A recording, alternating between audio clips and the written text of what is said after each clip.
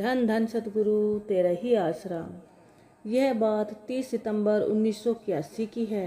मेरी ड्यूटी परम पिताजी ने गांव में नाम चर्चा करने की लगा रखी थी। परम पिताजी ने यूपी के बुलंदशहर जिले के गांव सिही में सत्संग रखा हुआ था।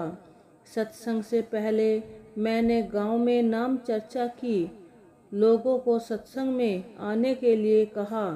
सत्संग वाले दिन भी मैंने गांव में पूरी मुनादी की। मैं गांव में लोगों को सत्संग के लिए बुलाने गया हुआ था। परम पिताजी अभी स्टेज पर नहीं आए हुए थे, गांव में उतारे वाले घर पर ही रुके हुए थे। मैं लोगों को लेकर आने में जुटा हुआ था। इसी दौरान एक भाई ने मेरे पास आकर कहा कि परम पिताजी ने तुझे बुलाया है। जब उसने मुझको ऐसा कहा तो मैं एकदम डर गया। मन ही मन घबराने लगा कि पता नहीं ऐसी क्या कमी रह गई है या कोई गलती हो गई है। मैं दौड़ा दौड़ा जा भी रहा था और बहुत डर भी दिमाग में बैठा हुआ था। जब मैं वहां पहुंचा तो पूरा घबराया हुआ था। परम पिताजी ऊपर चौबारे में विराजमान थे। मुझे भी ऊपर बुला लिया। मैंने शहंशाह जी को सजदा किया। परम पिताजी ने अपने पास खड़े सेवादार को हुक्म दिया कि वो सोटी लेकर आ। यह सुनकर तो मैं और भी डर गया कि जरूर कोई बड़ी गलती हो गई है।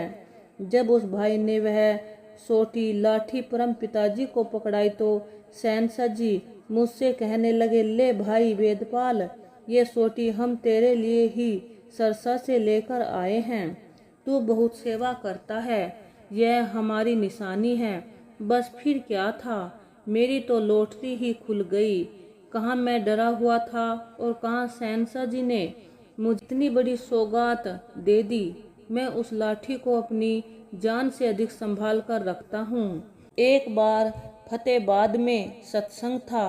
परम पिताजी ने एक बात द्वारा नसीहत दी कि कई आदमी मनुष्य जन्म की कीमत 120 रुपये ही रखते हैं। परम पिताजी की यह बात जन्मस्थली श्री जलाल आना साहिब से जुड़ी हुई थी। परम पिताजी ने सुनाया, किसी गांव में एक गरीब आदमी की ऊँटनी कोई 2-3 दिन के लिए मांग कर ले गया। वह ऊँटनी फिसल गई, उसकी टांग टूट गई। दोनों में इस बात को लेकर तू मैं हो गई। मामला पंचायत के पास चला गया। पंचायत ने फैसला किया कि अब यह ऊँटनी तो काम की ही नहीं रही, इसलिए जो मांग कर ले गया था उसे 6 बीघा 120 रुपये का जुर्माना लगा दिया। उस जमाने में 120 रुपये बहुत बड़ी बात होती थी। पंचायत के इस फैसले की बात मशहूर हो गई। लगभग हर गांव में यह बात चली। हमारे गांव में भी बच्चों ने यह बात सुन रखी थी। एक दिन गांव में लड़के शक्कर भुज्जी का खेल खेल रहे थे। इसमें एक लड़का दीवार के साथ अपने दोनों हाथ लगाए झुककर खड़ा होता है। दूसरे कुछ दूरी से दौड़कर उस पर चढ़ते हैं। वह भार होने से नीचे गिर जाता है। उसके गिरते ही सारे भाग जाते हैं और वह उनको पकड़ने लगता है। जब कोई पकड़ा जाता फिर उसे ही बारी देनी पड़ती। इस प्रकार उस दिन एक गरीब परिवार के लड़के की बारी आ गई। वह दीवार के साथ हाथ लगाए हुए झुका हुआ था। दूसरे लड़के उस पर चढ़ रहे थे। भार ज्यादा होने से वह गिर गया। उसकी गर्दन कुछ मुड़ गई।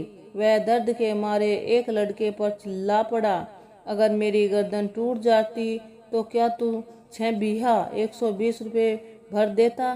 क्योंकि उस लड़के ने भी वो ऊँटनी की टांग टूटने वाली बात सुन रखी थी, इसीलिए उसके लिए अपनी गर्दन टूटने की कीमत भी 120 रुपये ही बहुत थी। परम पिताजी फरमाने लगे, कईयों को पता ही नहीं कि मनुष्य जन्म की कीमत क्या है, उनके लिए तो 120 रुपये ही है। परम पिताजी ने यह बात सुनाकर जहाँ संगत को हंसाया, वहीं उन्हें मनुष्य जन्म की कदर करने का उदाहरण भी दिया। परम पिताजी 1984 में शाह सतनाम जी आश्रम बरनावा में सत्संग फरमाने के लिए पधारे हुए थे। वहाँ आश्रम में हम 6-7 ब्रह्मचारियों की ड्यूटी थी। एक दिन परम पिताजी ने हमें अपने पास गुफा में बुलाया। परम पिताजी चारपाई पर विराजमान थे। जैसे ही हम पहुँचे और नीचे जमीन पर बैठने लगे तो शहंशाह जी फरमाने लगे, रुको, यहाँ नहीं बैठना, कपड़े मैले हो जाएंगे। रेत के कण हैं जो कपड़ों पर लग जाएंगे, ये कपड़े आपको धोने पड़ेंगे। साबुन लगेगा और इसके लिए एक आदमी बड़ौत जाएगा, पूरा दिन खर्च होगा। इतना समझाते हुए परम पिताजी भीतर गए तथा एक पल्ली उठाकर लाए। स्वयं ही एक तरफ बिछाकर हमें हुक्म फरमाया, बेटा अब इस पर बैठो। यह सब देखकर हम सारे सत ब्रह्मचारी जोर जोर से रोने लगे। हमने परम पिताजी से विनती की कि आप 2 जहानों के मालिक हो, हम तुच्छ जीवों के लिए ऐसा क्यों किया जी। हमारी ऐसी दशा देखकर शहंशाह जी हमें ढांढस बंधाने लगे, बेटा ऐसी छोटी छोटी बातों का वहम न किया करो, अगर हम तुम्हारे वास्ते नहीं करेंगे तो कौन करेगा। परम पिताजी ने हमें बड़े प्यार से समझाया और हमें पल्ली पर बैठाया। सतगुरु अपने बच्चों पर इतना प्यार बरसाते हैं, सोचकर रूह वैराग्य में भर आती है। पूज्य हजूर पिताजी आज हम पर 2 गुना चौगुना प्यार लुटा रहे हैं। सतगुरु जी अपने चरणों में हमें इसी प्रकार लगाए रखना जी। धन धन सतगुरु तेरा ही आसरा।